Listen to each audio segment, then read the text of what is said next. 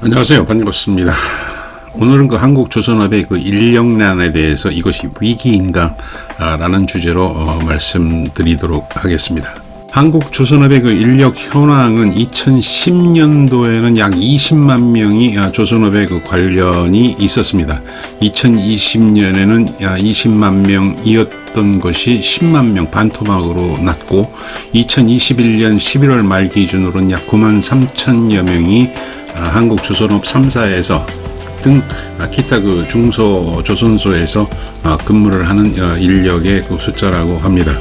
이러한 그 인력난의 그 원인은 그 첫째로는 그 해양 플랜트의 그 수주가 감소가 됐고, 또한 그 2020년 그 1월부터 발생된 그 코로나 19로 인한 그 물동량의 감소, 또한 그 선박 발주로 이것이 급감이 되는 그 원인이었습니다.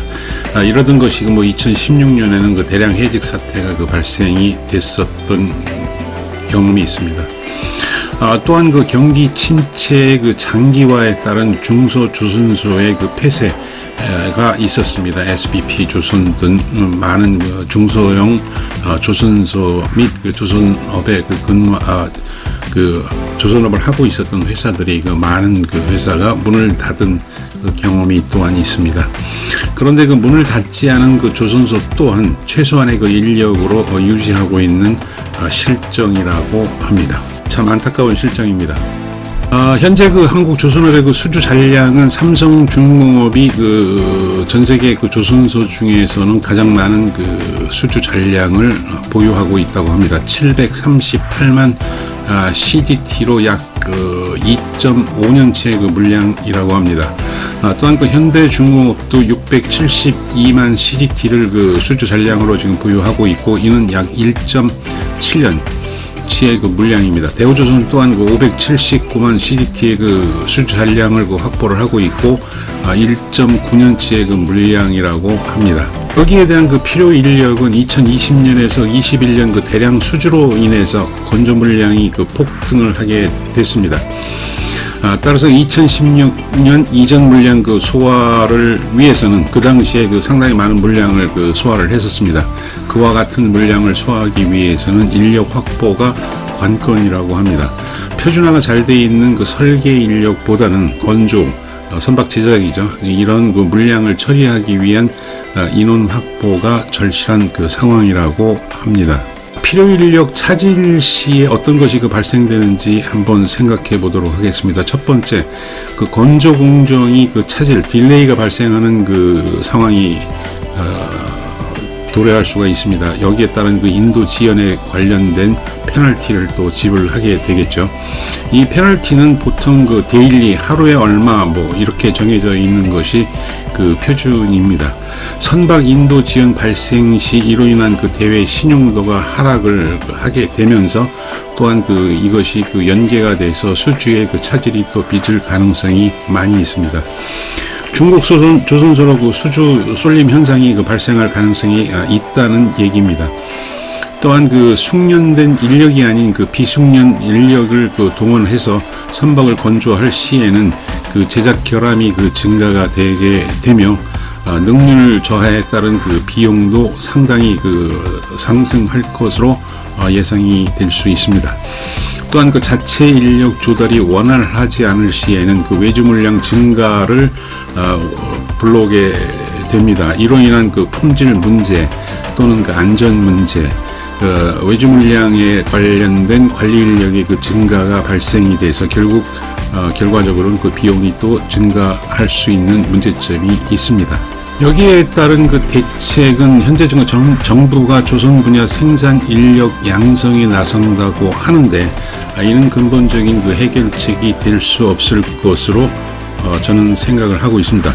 첫째, 그 중앙정부나 지방정부가 기능 훈련비, 뭐 인건비, 4대 보험료 등을 그 일부 지원하는 것으로 고용 유지를 할 수 있다고 생각하는데 좀 아닌 것 같습니다. 두 번째는 그 건조 인력은 주로 용접 분야가 그 큰 분야인데, 이 용접 분야라는 것이 또 하루아침에 그 인력을 양성하는 것이 뭐 불가능하다는 것은 뭐 여러분들도 다 아실 것이십니다. 중서조선연구원에서는 그 부산, 울산, 경남, 전남북지방정부와 조선업체 숙련 기술 인력을 공급하기 위해서 교육생을 모집한다고 하며 올해 12월까지 운영한다고 하는데 분야는 아래와 같습니다. 첫째, 생산기술혁신 역량 및 생산기술혁신 채용 연계. 이 말은 저도 이해를 하지 못하는 상황입니다. 두 번째는 LNG 화물창 기능 인력 양성이라고 이렇게 발표가 됐는데 LNG 화물창 기능 인력이 단기간에 이렇게 만들어지는 기술이 아닙니다. 용접 중에서도 선박 용접 중에서도 가장 최고난이도의 용접 기술이 LNG 화물창 용접 기술이라고 알고 있습니다. 이렇게 1년, 2년 사이에 이렇게 만들어지는 인력이 아니죠. LNG 선박 상세 설계 인력 양성을 한다고 하는데 보통 설계에는 기본 설계가 있습니다. 선박의 첫째 틀을 잡고 그러니까 어떤 선박을 만들 것인지 그런 거는 기본 설계, 크기, 강도 등등등을 설계하는 기본 설계가 있고 이 기본 설계가 끝나면은 상세 설계, 보통 제작 설계라고 합니다. 배가 만들어서 어떻게 만들 건가, 블록은 어떻게 쪼개서 어떤 형태로 어떤 중량으로 몇 개를 만들 것인가라고 하는 설계가 상세 설계인데 이 상세 설계 인력 또한 쉽게 이렇게 아무나 데려다가 몇 개월 훈련시킨다고 해서 이 상세 설계 인력이 양성되는지 의문이 아니 들 수밖에 없습니다. 아무튼 제 개인적으로 생각할 때는 정부나 어떤 지방 정부가 기능 훈련비 보조를 해서 인력을 유지한다는 것 자체가 발상이 좀 잘못된 것 아니겠나. 회사에 맡기면은 회사는 어려우면 다 인력이 부족하면 나름대로 인력을 충원할 방법을 찾고 거기에 대해서 정부는 어떤 제약적인 어떤 법 문제라든가 등등 이런 것을 해결해 줘야 되는데 정부나 지방 정부가 특히 지방 정부가 나서서 인력을 어떻게 선발을 해서 한다는 것이 좀 어불성설이 아닌가 이렇게 생각이 듭니다. 아무튼 정부가 나서서 한다니 일단 지켜보는 수밖에 없지 않겠습니까?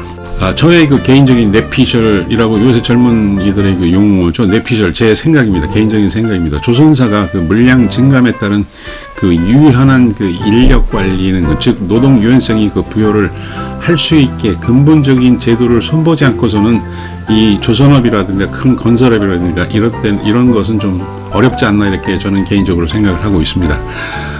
피크 때 고정비 발생을 얼마가 들어가는데 선박 수주 감소 시에도 비용을 감당할 회사는 없기 때문입니다. 그렇게 경영을 할 수가 없죠. 따라서 각 조선소에서는 외주 비율을 높일 수뿐이 없는 현실적인 실정입니다. 이로 인한 품질의 저하는 특히 용접 분야가 특히 더 그렇습니다. 다른 선주사들의 불만이 지난 2016년 이전부터 이어져 오고 있었던 실정입니다. 예전까지 2000년도 초반까지는 그래도 한국은 믿을 게 용접 기술에 대해서는 세계 최고다라는 많은 선주사들의 감독관들이 하는 이야기였었습니다. 2000년 초를 기점으로 이마저 불신을 좀 받고 있는 실정이 아닌가 생각을 합니다.